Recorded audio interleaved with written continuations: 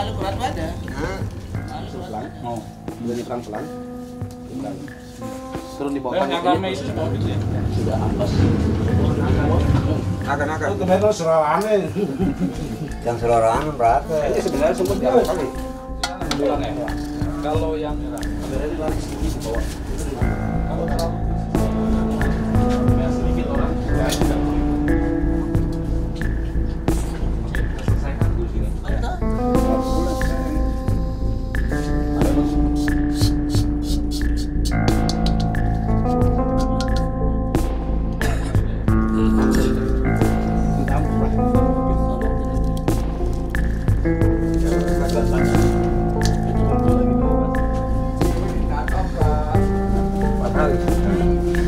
Tiga 3,5.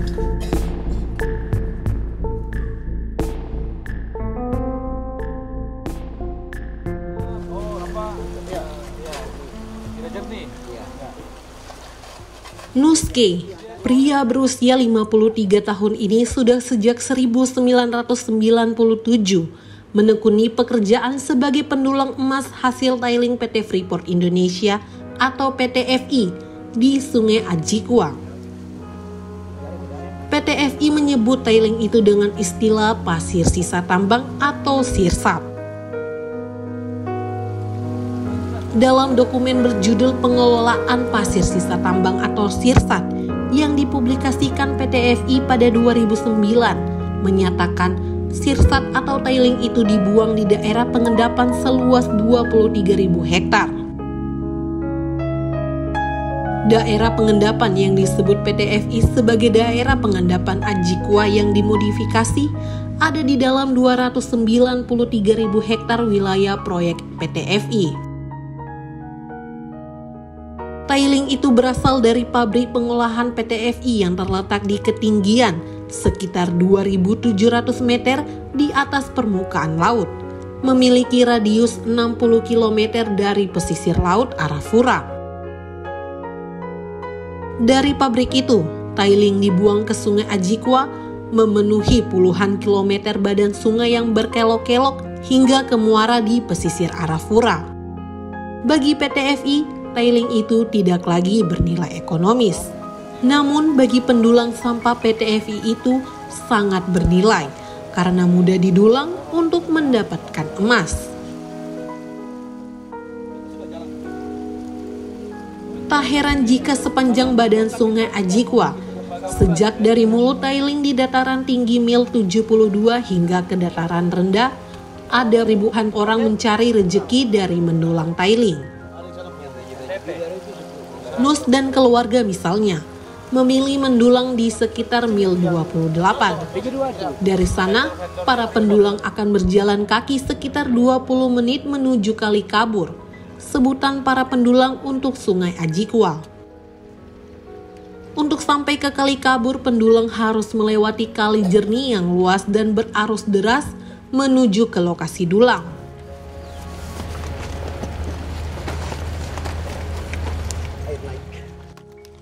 Di delta antara sungai berair jernih dan Kali Kabur itu, ada kem yang dibangun pendulang menyerupai barak pekerja semi permanen yang beratap terpal dengan dinding terpal atau seng bekas. Setiap 2 pekan, para pendulang bakal pergi ke Timika menjual emas hasil dulangnya. Ada pula Zakaria Swer, pria 42 tahun juga mendulang emas di kawasan mil 28. Zakaria setelah menekuni pekerjaan mendulang sejak 2006, meninggalkan kampung halaman di Maluku. Waktu saya kan dijual, jadi pas ya keluarga saya di rumah kita hasil bulan bagus, jadi saya tergiur, saya ke sini, nah, terus saya ke sini, ya sudah masuk pulang dengan Siapa yang mengajak? Zakarias menyatakan hasil pendulangan pada 2006 lebih bagus. Saat itu ia bisa mencapai 20 gram emas dalam sepekan yang bisa dijual dengan harga beli Rp300.000 per gram. Dengan hasil itu, Zakarias bisa mengantongi uang Rp6 juta per pekan. Kini, Zakarias hanya bisa mendapat sekitar 2 gram emas per pekan. Ya kalau macam hasil dulu dengan hasil sekarang, dulu itu jelasnya banyak dulu itu. Kalau sekarang maksimal bisa berapa ya? Kalau ya sekarang ya paling sudah kalau buat juga 1 juta lebih. Seminggu. Ya, berarti tidak sampai 2 gram. Ya. Kalau buat sudah ada 2 gram lebih. Ya, tergantung fisik juga. Kalau macam 1 minggu yang kita target 1 minggu dia paling 3 hari kerja, 3 hari kan fresh.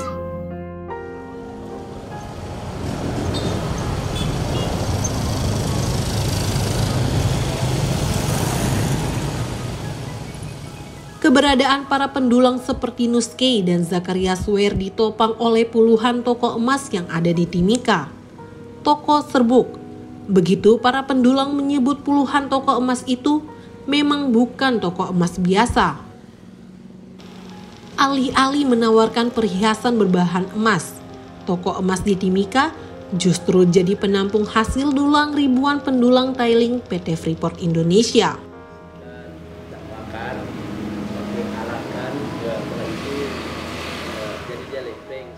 Salah satu pengusaha emas di Timika, Muhammad Tahir menyatakan dalam sehari bisa membeli emas dulang dari 16 hingga 20 pendulang. Perputaran bisnis dulang yang menggiurkan membuat Tahir hijrah dari Makassar tahun 2005 dan mulai berbisnis emas di Timika. Itu tadi saya bilang, saya dari Makassar hijrah ke Timika ini memang saya kerja emas. Ya. Orang tua memang membuat emas, sehingga kita ambil barang di Cina Jalan Sumba Upu, kita bikin kalung, gelang, ya kan, dari kita awalnya.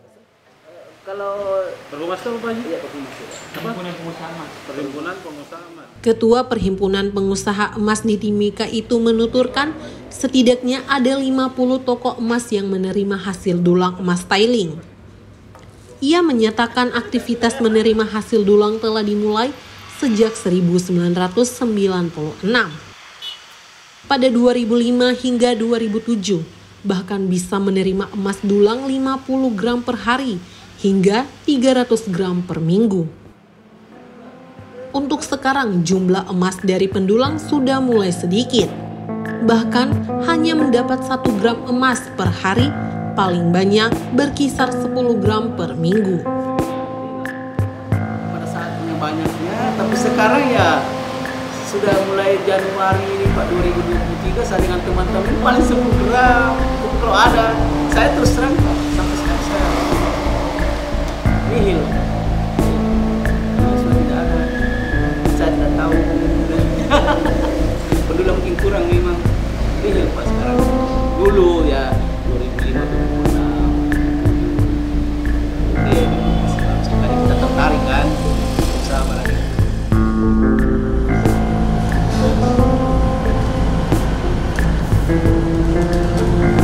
Serbuk emas para pendulang biasanya dibeli dengan harga paling rendah itu Rp350.000 per gram dan harga paling tinggi Rp600.000 hingga Rp700.000 per gram. Harga itu ditaksir berdasarkan kemurnian serbuk emas yang dibawa pendulang. Jadi di mana-mana itu Pak, semua emas itu ditaksir. Sepertilah saya, kalau ada masyarakat yang membawa ke saya emas, saya harus perhatikan baik-baik. Apakah barang ini masuk target yang bagus atau masih targetnya masih di bawah. Jadi disitulah kita ada kesepakatan harga. Jadi kalau bilang harganya berapa, standarnya berapa, jadi standar minimal sekarang Pak, itu kita pakai harga dari tadi barang ini. Tapi kita pakai harga standar tinggi kalau memang harganya barangnya bagus.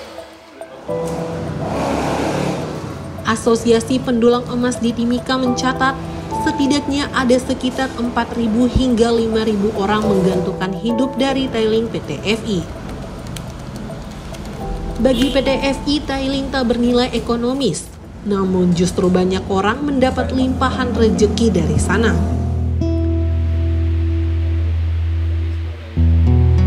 Bekerja sebagai pendulang emas telah membawa rezeki bagi keluarga Zakarias. Kini setelah Setelah 17 tahun mendulang emas, Zakarias telah mampu membeli tanah, membangun rumah, membiayai 3 anak-anaknya. Ia juga membiayai adik-adiknya hingga sarjana dari hasil dulang emas. Itu dari hasil dulang. Terus saya beli tanah, saya bangun rumah. Terus hasil dulang itu kan banyak penggunaan. Apa saja? Jadi ada laki-laki kuliah asisten bangunan. Terus saudara perempuan kesehatan, kerja di kesehatan. Anak-anak sekolah ada ya. Terus yang satu adik perempuan yang bongso sarjana. Sekarang anak-anak sekolah udah ada juga. Ya, sekarang saya buat anak 3 hasil dulang Sampai sekarang. Mau sampai kapan? Sejak beroperasi pada 1972, PT FI terus menggerus Nemangkawi, gunung suci masyarakat Amungme di Kabupaten Mimika, kini Provinsi Papua Tengah. Dengan alat-alat tambang raksasa, para pekerja PT FI memotong dan melumat batuan Gunung Nemangkawi menjadi bubur, mengambil kandungan mineral emas, perak, dan tembaga di sana. Ketua Asosiasi Pendulang Emas di Timika, Simon Rahayan menyatakan ada ribuan pendulang itu tersebar mulai dari kawasan Mil 40 hingga Mil 21. Para pendulang itu berasal dari berbagai suku, seperti Manggarai, Flores Timur, Bugis, Makassar, Toraja, Manado, Buton, Maluku, Jawa, dan orang asli Papua. Orang asli Papua, khusus masyarakat adat suku Amungme dan suku Kamoro, memiliki lokasi tersendiri. Dari Amungme sendiri mereka punya areal dulang lebih banyak di daerah Bantu. Itu pas perbuangan Freeport yang pertama itu mereka tempatnya di situ. Tapi kalau keluarga yang dari Komoro, dari Komoro ini mereka rata-rata di Mil 21. Mereka rata-rata di Mil 21, tapi mereka tidak bangun camp di situ. Mereka hanya pulang pergi. Ada pergi pagi, sore dia pulang jual hasilnya. Belasan Hasil emas yang sangat menjanjikan membuat banyak orang tergiur. Selain itu, pekerjaan mendulang tidak membutuhkan persyaratan administrasi, hanya bermodalkan fisik. Profil pendulang sangat beragam, dari yang tak tamat SD hingga yang sarjana. Mereka hanya tergiur saja. Terus pekerjaan yang tidak butuh administrasi, tidak butuh ijazah, tidak butuh lamaran, tidak butuh harus SKCK atau tidak butuh sekolah. Dia hanya butuh fisik. Itu aja. Fisik siap, dia dapat uang.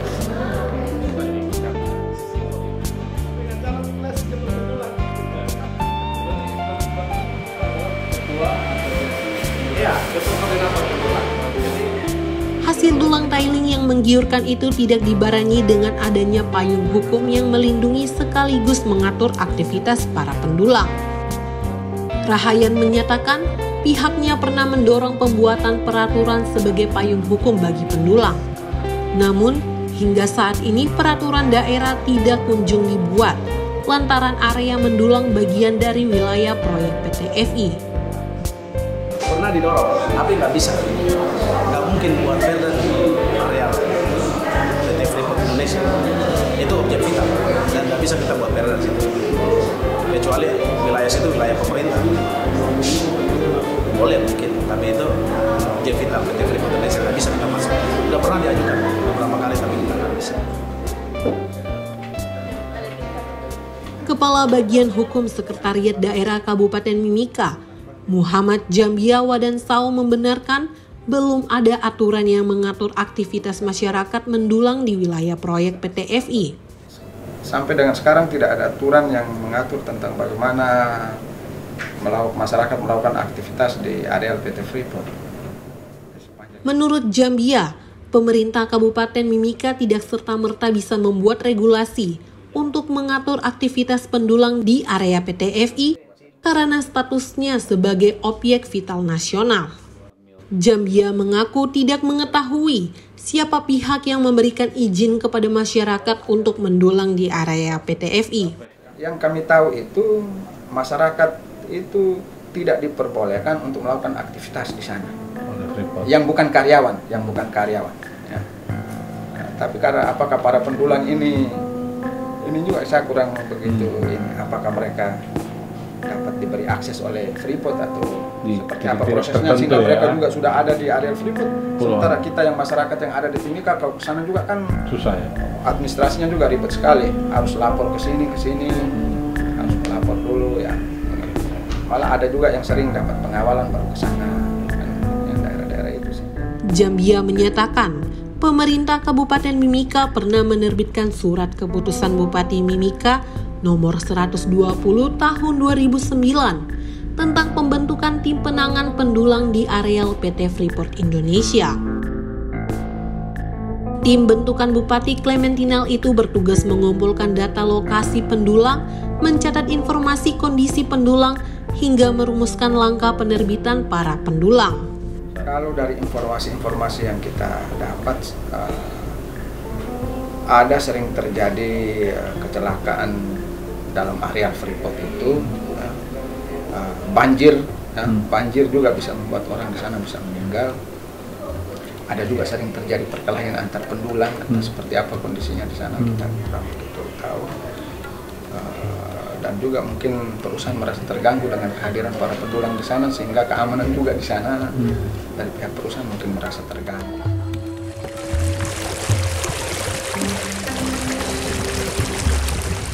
Simon Rahayan menyatakan pendulang tailing PT FI tidak akan bisa dihentikan jika PT FI dan pemerintah Kabupaten Mimika tidak menyiapkan alternatif lapangan pekerjaan bagi ribuan pendulang. Jika pendulang dilarang tanpa ada solusi baru, pelarangan itu justru bisa menimbulkan masalah sosial baru. Akan tetapi membiarkan pendulangan berjalan tanpa aturan seperti menambung masalah.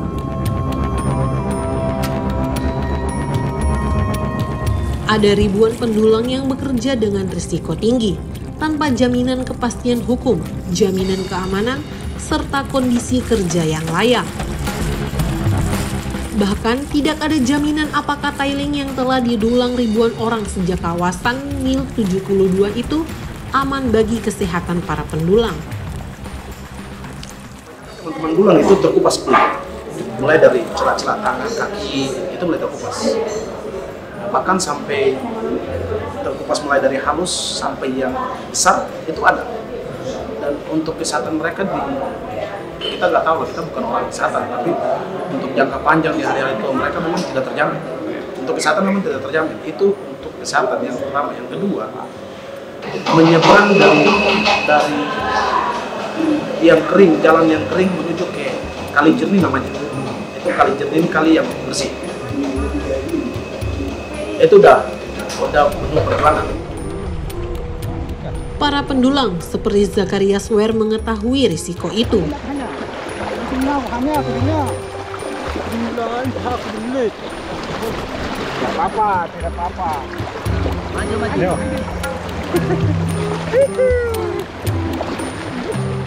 Zakarias mengaku ada pendulang yang meninggal karena terseret arus sungai saat hendak menyeberang kali jernih.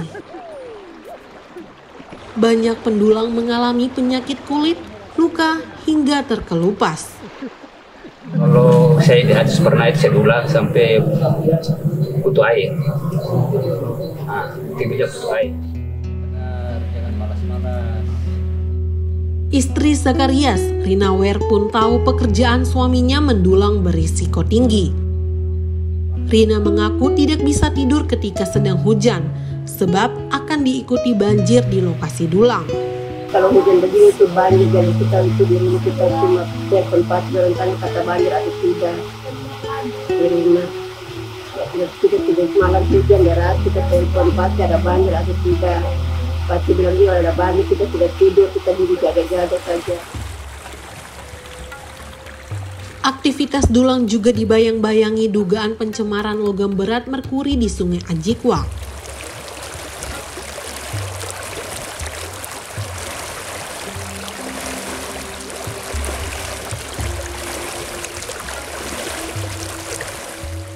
Zakarias mengaku tidak memakai merkuri atau air keras mendulang emas. Menurut Zakarias, air keras berbahaya membuat kulit tangan terkelupas.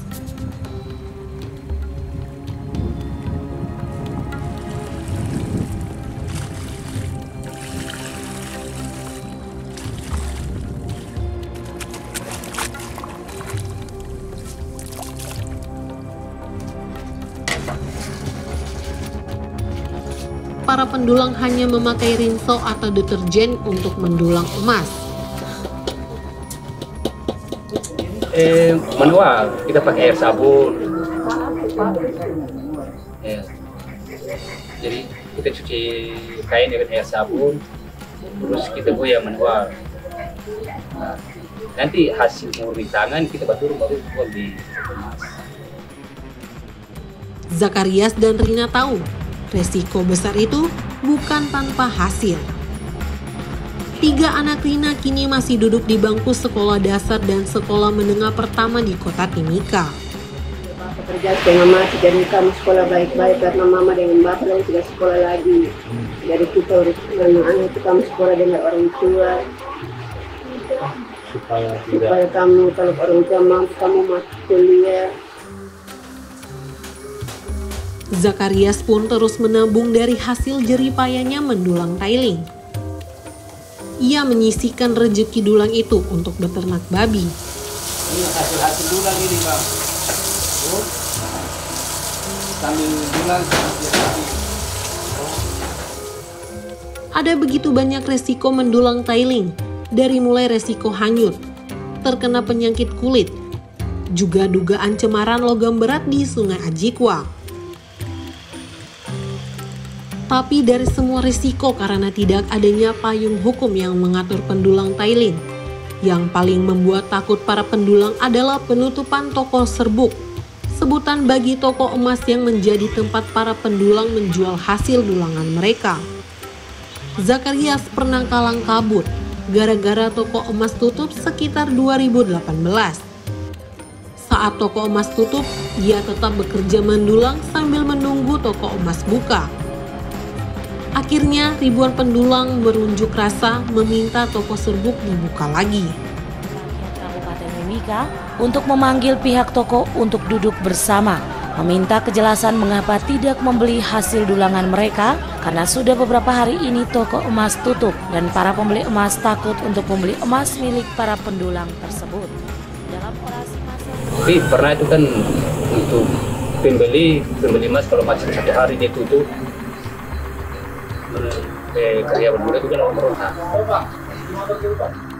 Ketua Perhimpunan Pengusaha Emas di Timika, Muhammad Tahir mengakui toko serbuk di Timika pernah terpaksa tutup gara-gara ada kasus hukum yang menjerat para pengusaha toko serbuk. Menurutnya penutupan puluhan toko serbuk itu terjadi saat kasus hukum menjerat salah satu pemilik toko emas terbesar di Timika. Mungkin sudah umum tahu di Timika, di mana tahu itu bahwa kasus pernah ada terjadi di Timika. Nah, dampak yang dihasilkan pada saat itu, Pak, karena kita punya, ya anggaplah kita punya yang di berkasus ini sebagai pemilik modal yang banyak, artinya dana yang kita mau pakai kembali ini sudah tidak ada, otomatis kas kita kurang. Jadi waktu itu, Pak, betul-betul memang situasinya sulit sekali pada saat itu karena tidak ada uang. Masyarakat mau jual emasnya, kita tidak mampu beli lagi. Tahir berharap pemerintah Kabupaten Mimika maupun Dewan Perwakilan Rakyat Daerah atau DPRD Mimika dapat membuat payung hukum yang melindungi para pendulang maupun pemilik toko emas yang membeli emas dulang. Pemerintah daerah atau siapa-apa sudah tahu bahwa wah ini kalau ada begini kasihan juga masyarakat kan, gimana dia mau membayar anak-anaknya sekolah, bagaimana dia biaya yang lain-lainnya, kontrak rumah, bagaimana dia mau makan, kan kasihan juga.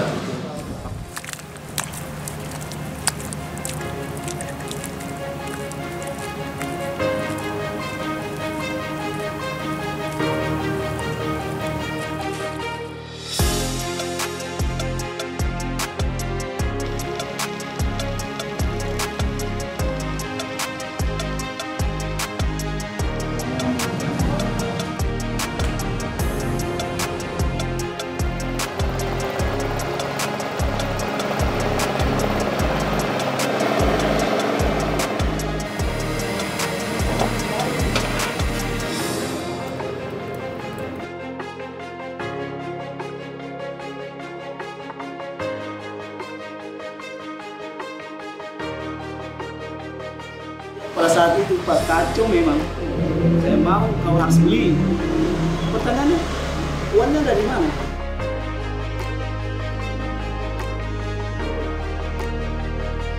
Maka sekarang kami tidak bisa larang mereka.